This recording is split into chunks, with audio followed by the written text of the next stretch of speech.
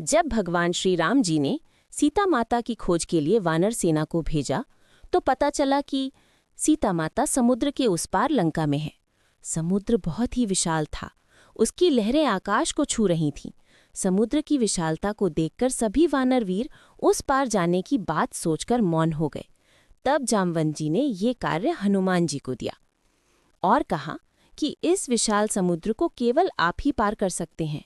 और हनुमान जी को उनके बल का स्मरण कराते हुए बोले, हे पवन पुत्र, आपके अलावा कोई और दूसरा वीर नहीं जो इस विशाल समुद्र को पार करके लंका जाकर माता सीता का पता लगा सके। जैसे हनुमान जी को उन्हें अपने बल का स्मरण हुआ, वे जोर जोर से गर्जना करते हुए, जय श्री राम का उद्घोष करते हुए जोर से उछलकर एक पर्वत पर जा खड़े हुए।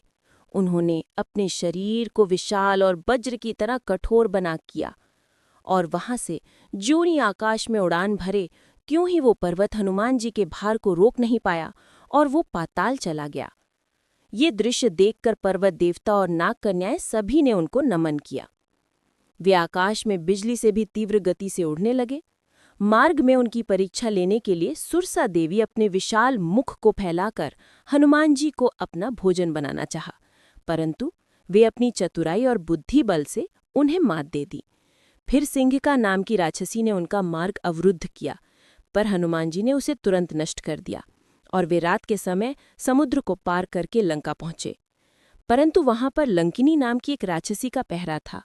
हनुमान जी ने लंका में प्रवेश करने से पहले अति लघु रूप यानी बहुत छोटा रूप धारण किए। फिर भी लंकिनी ने उन्हें देख लिया और सामने आकर उनके मार्ग खड़ी हो गई और उसने कहा, अरे वानर, कहाँ जा रहा है? तब हनुमान जी ने उसे सारी बात बताई, पर वो लंका में प्रवेश देने से इनकार कर दिया। फिर हनुमान जी ने अपने रूप का विस्तार किया और मुष्टिका के एक ही प्रहार से उसे परलोक भेज दिया। फिर वे पता लगा करके अशोक वाटिका पहुंचे, जहां पर माता सीता जी को रावण ने रखा था। हनुमान जी ने सीता माता से मिले और सीता माता को उस हाल में देखकर उन्हें बहुत दुख हुआ और उनके आंखों में आंसू आ गए।